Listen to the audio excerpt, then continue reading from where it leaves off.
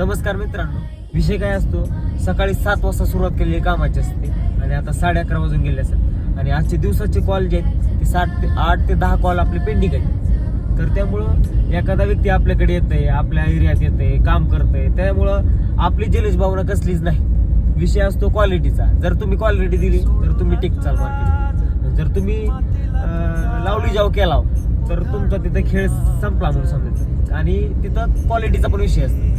आपण किती अभ्यास वृत्तीनं काम करतो, आपण किती प्रामाणिकपणे काम करतो ती मॅटर करते. त्यामुळं ऑल गोष्टी, बाकीच्या जी गोष्टी आहेत ती does not matter than all clear ना.